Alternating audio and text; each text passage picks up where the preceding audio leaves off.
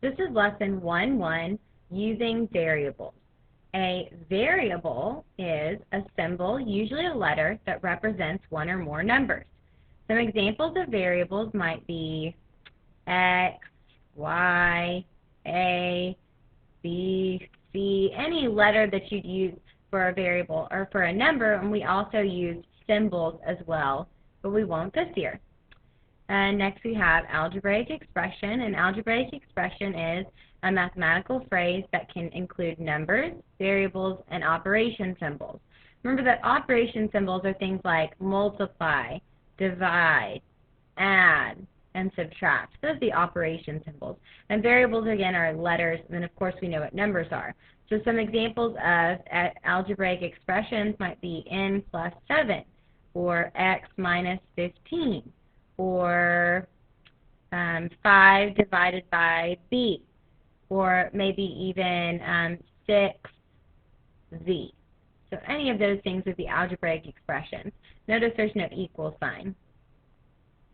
First example, writing an algebraic expression. Write an algebraic expression for each phrase. So we're going to take this phrase, the sum of n and 8, and write an algebraic expression with it. The first thing I notice is this word, sum. This is an operation word. It tells us to add, and what are we adding? We're adding n and 8. So really our sum, our addition sign, needs to go right here at the and, because obviously we're not going to write plus n 8. That doesn't make any sense. So we have n plus 8 as our expression. Let's look at another one. How about 6 less than b? So here we have 6. Less than tells us to subtract b, but less than also tells us we have to switch. So we have to switch 6 and b. So instead of 6 minus b, we have b minus 6. Let's look at a couple more. Quick check 1. Write an algebraic expression for each phrase. Same thing we've been doing. The quotient of 4 and 2/10 and c. Quotient tells us to divide, and we're dividing 4 and 2/10 and c. So we're dividing right here. Again, the and a lot of times will tell you where to put your operation. So obviously, again, we're not going to do a division sign, 4 and 2/10 c. That doesn't make any sense. So it goes right here, and we can write it as 4 and 2/10 divided by c, or we can write 4 and 2/10 divided by c. But just notice, either way, we're still writing it in order. The only time that we'll switch them will be like when we did this b over here, and we had a less than. So you'll switch your problem around if you have a less than or a more than. That's the only time you'll switch your problem. Okay, let's look at another one. T minus 15. It is exactly as it's written. Minus is subtraction. T minus 15. Great. So before we move on, I want to go over just a couple of operation words. So for multiplication, we have product. Also, a lot of times, each will tell you to multiply, or of. Many times these words. Now, product will almost always mean to multiply, but each and of, all right, most of the time they mean to multiply. For instance, right here, of did not mean to multiply, but we'll see in other instances where it does. Division. Some words that tell us to divide. Obviously, divide. Oh, and let's add times to this one down here, obviously. Times tells us to multiply. Divide would be a word to tell us to use a division sign, or quotient. Again, this is not a complete list. This is just a few examples. So how about addition? That would be add, or sum, or more than. Those are all words that tell you to add, but with more than, remember, it's special because it also tells us we have to switch things around with more than. And then subtraction, obviously, subtract. Difference. Minus. And less than, which is, again, a special phrase because not only does less than tell us to subtract, but it tells us to switch our problem around. The only times we switch our problem around are if we have more than or less than. So let's go ahead and move on. Example 2, writing an algebraic expression. Define a variable and write an algebraic expression for each phrase. So we're really just adding one more thing here. We have to define a variable now, which is very simple. Just notice they did not give us a variable in this problem. In our previous problems, they told us the variable, C or T. Here, they're not giving us the variable. We have to pick a number and then define it. So this is 10 more than twice a number. So 10 obviously is 10. More than tells us to add, and don't forget it's special. We have to switch. Twice tells us to do 2 times, and then a number. Do we know what the number is? No. So anytime you don't know what something is, it's probably going to be a variable. So for a number, I think I'll just use n. And before I even write my algebraic expression, I'm going to go ahead and define my variable. So I'm going to use n for the number. And now we can write our algebraic expression. Remember, we had to switch them, so I'll start over here. 2 times n, which we can write as 2n more than, so plus 10. And there are 2 answers. Let's look at another one. 3 times a number minus 6. So again, I have 3 times a number. Again, that's our variable. We don't know what this number is, so a number minus 6. And the first part of our directions was to define that variable, so n equals the number. And then I'll just write this out. 3 times n, we like to write as 3n. We don't need that multiplication sign.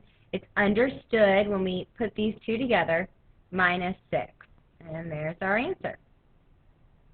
Let's look at a couple more. We're doing the same exact thing, define a variable and write an algebraic expression for the phrase. 9 less than a number. So I obviously have 9. Less than tells us to subtract and also to switch. And then a number, again, I don't know what it is, so it's my variable. N equals the number I don't know, and there I am defining the variable. And then 9 less than a number, so switch them, n minus 9. And there are 2 answers there. Look at one more of these. The sum of twice a number and 31. So sum tells us to add, but obviously we're not going to start with addition. So what are we adding? We're adding this part and this part. So our addition sign actually goes right here where the and is. Twice a number, so again, twice means 2 times. A number, we don't know what it is, so it's our variable, and 31. So I'll define my variable, n equals the number. And then we'll start right here. Again, we're not starting with an addition sign. That would look kind of silly. So I'll start right here with 2 times the number, which is 2n, and 31, so plus 31. Great, we have a couple more vocabulary words here. Equation. An equation is a mathematical sentence that uses an equal sign. So the only difference between equation and expression is that an equation has an equal sign. An open sentence is an equation that contains one or more variables. And we'll see some of those in this next example. Example 3, writing an equation.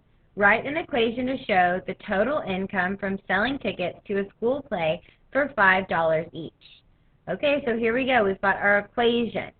The very first thing that should really stick out at you is this $5. That's the only number we have here is $5. So obviously there's got to be more to our problem than just this $5. We have to write an equation to show the total income from selling tickets to a school play. So next I want to look and see, well, what do I not know? The first thing I see is total income. I have no idea what the total income is. So since I don't know it, it's going to be one of our variables. And you can either choose T or I, and I'm going to use I because I think it might be confusing with tickets down here as well. So our income from selling tickets to a school play for $5 each. Remember that each is one of those words that may tell us we need to multiply. So what I'm thinking is if I'm selling tickets and I want to know how much money I'm going to make, well, I'm going to take what I'm selling the tickets for, $5, and multiply it times however many tickets I sold. Well, do I know how many tickets I sold? No, I don't. So there we are, another variable, T. And again, just like I was just saying, our income comes from multiplying how much we charge times our total number of tickets. And if we multiply those together, we'll get all the money we're going to make. And that's all we're doing on 3. Last example, example 4. Write an equation for the data in the table. So when you're given a table, all you're going to do is figure out how are they getting from one column to the next, or how are they getting from one row to the next. How do they get from gallons used to miles traveled? And if you can figure that out, then you've figured out your equation. So the first thing I would do is think, okay, well, how do I get from 4 to 80?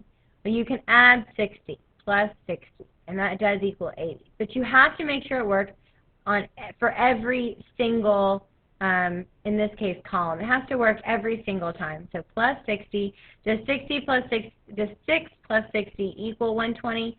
No, it doesn't. So we know that that isn't going to work. So let's get rid of that, because adding 60 doesn't work. So instead, let me try something else. I know also 4 times 20 will give me 80. Does that work with 6? 6 times 20 is in fact 120. 8 times 20 is 160. And 10 times 20 is 200. So I found my pattern. It does work. Now that you know it works every time, you can go to the end of your table and figure out your variables. So for gallons used, I'm just going to use G. And what I did is I took my gallons used, 4, 6, 8, 10, whatever the gallons are, and I multiplied that times 20, and that gave me my miles traveled, which I'll use M for. And now we just want to write it a little neater than this. So we had G times 20 equals M. And we know when we multiply a letter and a number together, we can just put them together and put 20G, and that way we don't have to put that multiplication sign, equals M. And if you're not sure if you got it correct, go ahead and test it out. Does my miles traveled equal 20 times my gallons used? Well, let's pick a set of numbers. How about we look at 6 and 120? So in that case, my miles traveled was 120, and that equals 20 times, and my gallons in this case was 6. Does it work? Does 120 equal 120? Yes, it does. So we know we got our equation correct. And that's the end of 1-1.